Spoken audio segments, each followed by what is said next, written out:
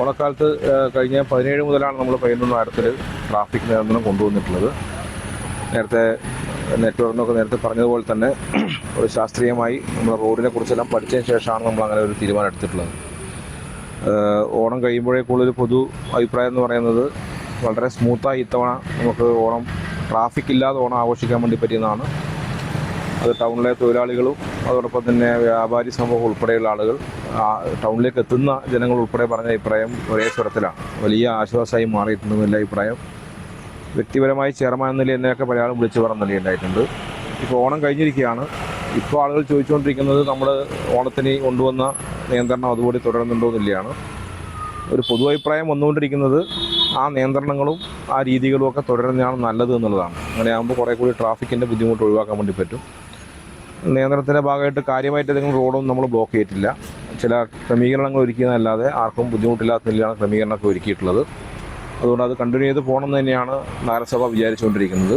അപ്പോൾ നമ്മുടെ മുമ്പിലുള്ളൊരു പ്രശ്നം എന്ന് പറഞ്ഞാൽ ഓണസമയത്ത് പ്രത്യേകമായിട്ട് നമ്മൾ ട്രാഫിക് ഗാർഡിനെ ഉൾപ്പെടെ ഉപയോഗപ്പെടുത്തിക്കൊണ്ടാണ് നമ്മൾ ട്രാഫിക് നിയന്ത്രിച്ചിട്ടുള്ളത്.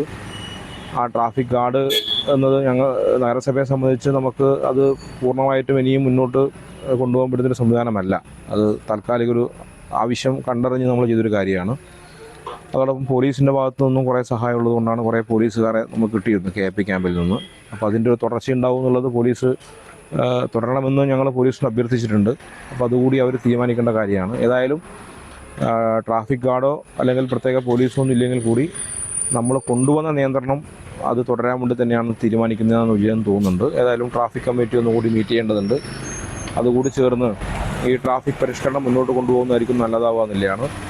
എനിക്ക് നെറ്റ്വർക്ക് ചാനൽ കണ്ടുകൊണ്ടിരിക്കുന്ന പ്രേക്ഷകരോട് പറയാനുള്ളത്, നമ്മളെല്ലാവരും ഈ നിയമങ്ങൾ പാലിച്ചാൽ മാത്രമാണ് നമുക്ക് സൗകര്യപൂർവ്വം യാത്ര ചെയ്യാൻ വേണ്ടി സാധിക്കുക.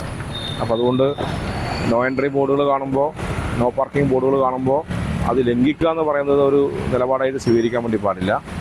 ഇന്നിപ്പോൾ ഓണം കഴിഞ്ഞ് തൊട്ട് പിറ്റത്തെ ദിവസമാണ്. പല സ്ഥലത്തും പോലീസോ ട്രാഫിക് ഗാർഡോ ഇല്ലാത്തത് കൊണ്ട് ഈ വെച്ച ബോർഡിനെയൊക്കെ നോക്കുകുത്തിയായിക്കൊണ്ടാണ് ആളുകൾ വണ്ടിയെടുത്ത് പോയിക്കൊണ്ടിരിക്കുന്നത്. അത് പൊതുവിൽ കൂടുതൽ ട്രാഫിക്കിലേക്കാണ് പോവുക. നമ്മൾ ഒരുക്കിയ സൗകര്യം കൊണ്ട് ഉണ്ടായ ഗുണമെന്ന് പറഞ്ഞാൽ എല്ലാവർക്കും അവരവരെ സമയത്ത് കാര്യങ്ങൾ നിർവഹിക്കാൻ വേണ്ടി പറ്റിയെന്നുള്ളതാണ്. അതുകൊണ്ട് അത് പാലിച്ചു പോകുന്ന നില പൊതുവിൽ ഉണ്ടാവേണ്ടതുണ്ട്. അത് പാലിച്ചാൽ തന്നെ നമുക്ക് പയ്യന്നൂർ നഗരം ട്രാഫിക് ഇല്ലാത്ത അല്ലെങ്കിൽ ട്രാഫിക് ബ്ലോക്ക് ഇല്ലാത്ത നഗരമാക്കി മാറ്റാൻ വേണ്ടി സാധിക്കും. അതുകൊണ്ട് ഈ നെറ്റ്വർക്ക് ചാനൽ കാണുന്ന മുഴുവൻ പ്രേക്ഷകരും ഇതിനോട് സഹകരിച്ച് മുന്നോട്ട് പോകുന്ന നിലയുണ്ടാവണമെന്നാണ് അഭ്യർത്ഥിക്കാനുള്ളത്. നമ്മുടെ നിൽക്കുമ്പോൾ തന്നെ അവസ്ഥ, അപ്പോൾ ഒരാള് ഉണ്ടെങ്കിൽ മാത്രമേ ഇത് ഫലത്തിലാവൂന്നാണ് മനസ്സിലാവുന്നത്. അതെ, നിങ്ങളിപ്പോൾ ക്യാമറ അങ്ങോട്ട് തിരിഞ്ഞാൽ കണ്ടാൽ ശരി. ഇപ്പോൾ നമ്മൾ നോ എൻട്രി വെച്ച ബോർഡാണ്.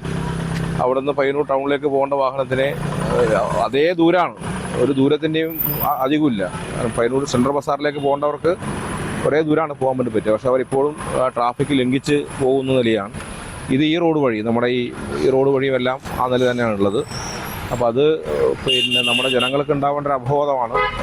ഇതൊക്കെ നമ്മൾ ഈ ഒരു മുൻകൈ എടുത്ത് ഈ കാര്യങ്ങൾ നിർവഹിച്ചിട്ടുള്ളത് നമ്മുടെ എല്ലാ സമയം റോഡിൽ പാഴാവാതിരിക്കാൻ വേണ്ടിയിട്ടാണ്. എന്നാൽ അത് ലംഘിക്കുന്ന ആളുടെ മാത്രമല്ല, നഗരത്തെ ആശ്രയിച്ച് വരുന്ന എല്ലാവരുടെയും സമയം റോഡിൽ പാഴാവുന്ന നിലയുണ്ടാവുക. അപ്പോൾ അതൊരു അഭ്യർത്ഥനയായി സ്വീകരിച്ചുകൊണ്ട് ഇത് പാലിച്ചു പോകുന്ന നില പൊതുവിൽ ഉണ്ടാവണമെന്നാണ് സൂചിപ്പിക്കുന്നത്.